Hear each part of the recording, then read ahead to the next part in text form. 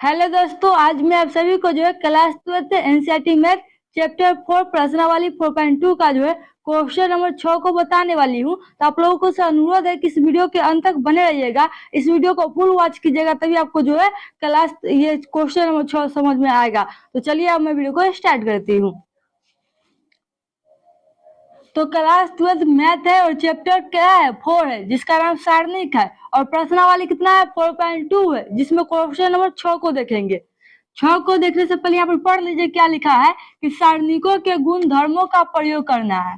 सारणिकों के गुण धर्मों का प्रयोग करके प्रश्न 6 से लेकर 14 तक को सिद्ध कीजिए। यानी कि सारणी के गुण धर्म का प्रयोग करके 6 से लेकर 14 तक के क्वेश्चन को आपको सिद्ध करना है। ठीक है, तो यहाँ पर क्वेश्चन नंबर 6 क्या कहता है, ये यानी कि 6 में ये सारणिक है जिसका क्या है 0 है, a माइनस बी है, दूसरा का पंक्ति में क्या है माइनस ए 0 माइनस सी है, तीसरा का में बी सी 0 है, बराबर में 0 लाना है आपको। इस सारणिक का हल करके जो आपको बराबर में क्या लाना है 0 लाना है, लेकिन इसको आप इस तरीके से विस्तार नहीं कर सकते हैं। आप डायरेक्ट इसका विस्तार नहीं कर सकते। अगर डायरेक्ट विस्तार किए तो ये गलत हो जाएगा बनाने का तरीका, क्योंकि यहाँ पर साफ साफ लिखा है गुण धर्मों का प्रयोग करना है। इसमें गुण धर्म का प्रयोग करके तब अंत में विस्तार कर सकते हैं। एक दो गुण धर्म का इसमें प्रयोग कर लीजिए। गुण धर्म का प्रयोग करने का मतलब है कि आप यानी कि पंक्ति को अगर दो पंक्ति को जोड़ने या घटाने पर समान हो रहा है तो कर सकते हैं, या दो स्तंभ को जोड़ घटाव करने पर समान हो रहा है तो कर सकते हैं। आप जानते हैं सारणिक में दो पंक्ति या दो स्तंभ समान रहता है तो उसका वैल्यू क्या रहता है 0 हो जाता है, इसलिए इसका कर सकते हैं। लेकिन अगर इसमें कुछ भी जोड़ेंगे या घटाएंगे तो कोई पंक्ति समान नहीं होने वाला है, आप देख सकते हैं। या कोई कॉमन हो रहा है तो उसको कॉमन कर लीजिए। बताइए तो सारणी में कोई कॉमन है तो आप तो कहिएगा नहीं है, लेकिन है। गौर से देखिए तो ये सारणी में माइनस है, इसमें भी माइनस, यानी कि पहला ये देखिए ये हो गया आपका पहला रो, ये हो गया दूसर का, और ये क्या हो गया तीसर का हो गया। बराबर में 0 आपको लाना है तो यहाँ लिखेंगे LH से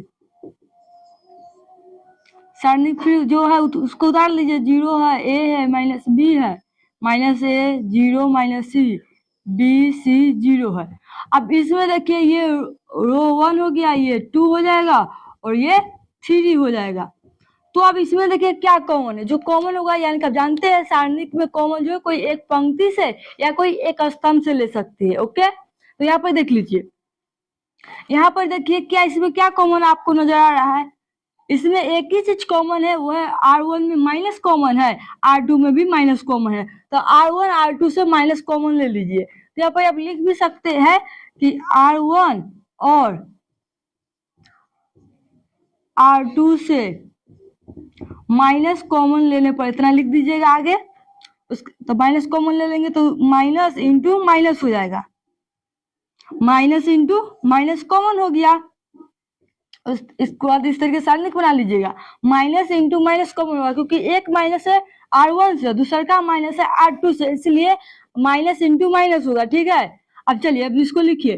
तो R1 में से माइनस कॉमन लिए है तो 0 में तो कोई फर्क नहीं पड़ेगा, 0 के 0 रहेगा, और जो प्लस है वो क्या हो जाएगा माइनस में हो जाएगा, और जो माइनस में है वो क्या हो जाएगा प्लस में हो जाएगा। R1 हो गया, R2 से भी माइनस कॉमन लिए तो जो माइनस में रहेगा वो प्लस हो जाएगा, और 0 में कोई फर्क नहीं पड़ेगा, जो माइनस में वो प्लस हो गया। क्या R3 से माइनस कॉमन लिए नहीं लिए तो R3 को जैस के तरफ उतार दीजिए, B है तो B, C है तो C, 0 है तो 0 लिख दिए। अब यहाँ पर इस तरीके से कर लिया। अब इसमें क्या काम कीजिएगा, देखिए माइनस माइनस गुना कीजिएगा तो क्या देगा प्लस हो जाएगा। तब यहाँ देखिए तो ये तो प्लस हो जाएगा, इंटू में सारणी किस तरीके से देंगे, और सारणी क्या है उसको लिख लीजिए, या इसको लिखने यहाँ पर देखिए ध्यान से समझिए।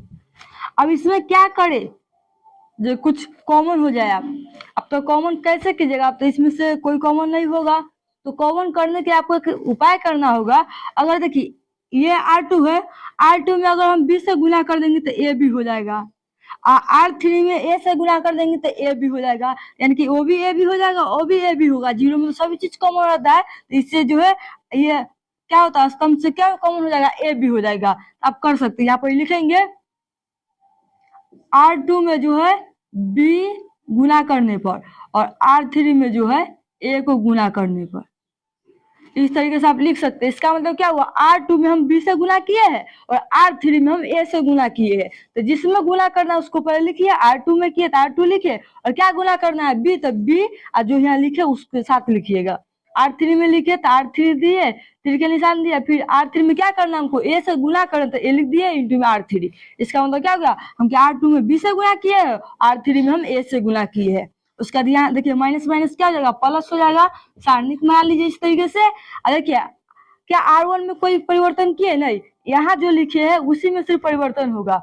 यहाँ क्या R1 लिखे, यहाँ R1 लिखे, नहीं लिखे तो R1 को ऐसा ही लिख लीजिए। R1 क्या है, 0 माइनस ए बी है, तो 0 माइनस ए बी हो गया। R2 में क्या काम किया, B से गुना किए हैं, तो यहाँ A है, A में B से गुना कीजिएगा तो क्या जाएगा, ए बी हो जाएगा। थोड़ा बड़ा लिख देती हूँ ना।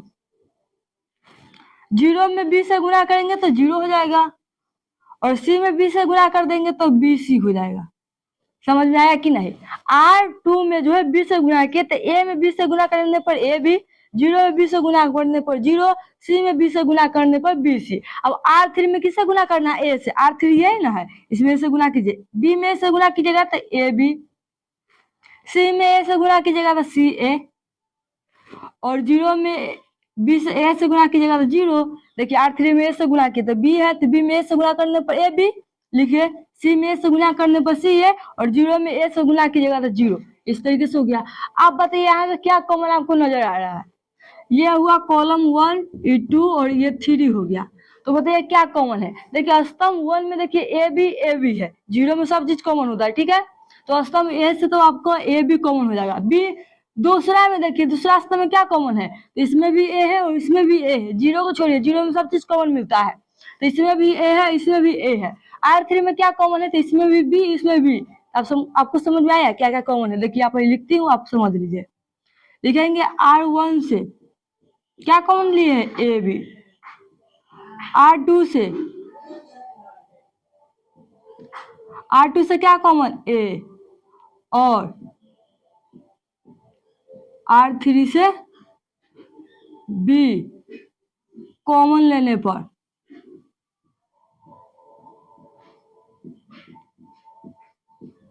आपको समझ में आया कि नहीं। R1 से हम A B कॉमन लिए, R2 से हम A कॉमन लिए, C1 से A B कॉमन लिए, C2 से A कॉमन और C3 से B कॉमन लिए। तो जो जो कॉमन लिए उसको लिखिए। तो यहाँ हो जाएगा ए बी इंटू में हो जाएगा A इंटू बी हो जाएगा। इस तरीके से सारणिक दे दीजिए। अब जो सारणिक उसको लिखिए। R1 से तो हम A B कॉमन लिए तो 0 के 0 हो जाएगा, और जहाँ A B है वहाँ पर 1 बच जाएगा, और यहाँ भी A B है, यहाँ पर क्या बचेगा, 1 बचेगा, ठीक है। R2 से क्या कॉमन लिए, A, तो A लीजिएगा, यहाँ से A हट जाएगा तो -1 बच जाएगा, और यहाँ 0 के 0 आ जाएगा। यहाँ से C A है, इनमें से A कॉमन हो गया तो क्या बचेगा, C बचेगा। यहाँ से क्या कॉमन लिए, B, तो 1 बचेगा। यहाँ से B C है, B चला जाएगा तो C बच जाएगा अकेला। 0 के 0 लिखिए। ये समझ में आया कि नहीं, आप सबको बता दीजिए कोई। चलिए ये समझ गए आप लोग जो हम C1 से A B कॉमन लिए, C2 से A, C3 से B कॉमन लेने का जो बचा उसको लिख दिए है, ठीक है। अब इसको आपस में गुना कर लेंगे तो क्या हो जाएगा, AB इंटू में हो जाएगा AB, ठीक है। इसको बाद में लिखेंगे, पहले यहाँ पर समझिए। अब इसमें क्या करें, अभी विस्तार नहीं कीजिएगा, अभी भी कर सकते हैं लेकिन थोड़ा दिमाग लगाइए। ये जब कोई पंक्ति या स्तंभ में 2 यानी कि 1-1 हो तो उसको 0 बनाने का प्रयास कीजिएगा, ठीक है। तो इसको 0 कैसे बना सकते हैं, तो ये R3 को लेकर R2 में घटा लीजिएगा तो 0 हो जाएगा। यहाँ लिख देती हूँ कि R3 नहीं, यहाँ R2 में हमको घटाना था, R2 में क्या घटाना है, R3 को ले जाकर, ठीक है। R2 में जो हमको R3 को ले जाकर घटाना है, तब A है, 1 है, 1 यहाँ से जाकर घटेगा तो क्या हो जाएगा, 0 बन जाएगा, तो आसानी से हो जाएगा। अब इसको लिख दीजिए गुना को, AB इंटू में क्या हो जाएगा, AB। इस तरीके से सारणी बना लीजिए। 0 के 0 हो जाएगा, ताकि हम R1 R3 में कोई परिवर्तन नहीं किए, जो यहाँ लिखेंगे ना उसी में परिवर्तन होगा, ठीक है। बाकी सबको इसी लिख लीजिए।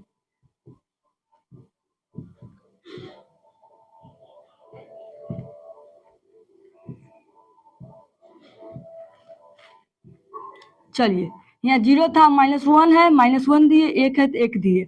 R2 में हमको R3 को लिया घटाना है, 1 पहले से 1 आगे घट जाएगा तो क्या जाएगा, 0। जीरो है, सी आगे घटेगा तो माइनस सी हो जाएगा, सी है, जीरो जाकर घटेगा तो सी के सी रह जाएगा, और R3 में कोई परिवर्तन नहीं किया तो उसको उसाई लिख लीजिए। इस तरीके से अब हो गया। अब यहाँ से आप विस्तार कर सकते हैं, जिसमें संख्या जीरो का ज्यादा हो उससे आप विस्तार कीजिएगा। बताइए किसमें जीरो की संख्या ज्यादा है, क्या R1 में ज्यादा है, यानी कि क्या जीरो की संख्या पंक्ति में ज्यादा है कि स्तंभ में ज्यादा है। तो देखिए यहाँ पर तो पंक्ति में तो एक ही है, एक ही है। और स्तंभ की बात करेंगे इस तरीके से, तो इस स्तंभ में जो पहला स्तंभ में 2 जीरो की संख्या है, यानी कि पहला स्तंभ में जीरो की संख्या डबल है, तो इसलिए इसको हम इससे विस्तार करेंगे। तो यहाँ लिखेंगे C1 से विस्तार करने पर।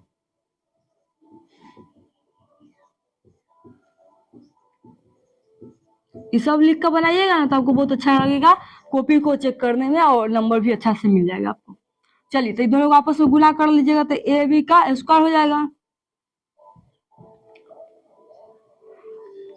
अब यहाँ पर देखिए बराबर ब्रैकेट दीजिएगा, जीरो जीरो को छोड़ दीजिए। हम जानते हैं कि 3 गुणे 3 गुणे के सारणी का जो विस्तार करने का नियम क्या होता है, पहले प्लस फिर माइनस फिर प्लस करते हैं, लेकिन दोनों जीरो है तो जीरो में गुणा करें तो उस दोनों का वैल्यू जीरो ही आएगा, इसलिए जीरो को छोड़िए और सबसे लास्ट में क्या है 1 है, 1 को ले लीजिए। अब 1 क्या आएगा, प्लस में आएगा तो 1 लीजिए, इंटू देंगे। अब इसके सामने वाला ये हट जाएगा, आएगा ऊपर में जो है ये हट जाएगा, तो क्या बचेगा -1 1 बचेगा, नीचे माइनस सी बचेगा। तो सी में -1 से गुना करने पर माइनस सी, माइनस के चिन्ह देते हैं गुना करने के बाद, माइनस सी में 1 से गुना कीजिएगा तो माइनस सी, आप पहले से माइनस तो माइनस माइनस प्लस सी हो जाएगा। इस तरीके से देखिए -c प्लस सी घटकर जीरो, जीरो में 1 से गुना करने पर जीरो, जीरो में AB का स्क्वायर गुना करने पर जीरो, जीरो में कुछ भी गुना कीजिए जीरो हो जाएगा, तो AB का स्क्वायर इंटू जीरो बराबर जीरो, यही ना हमारा RH है।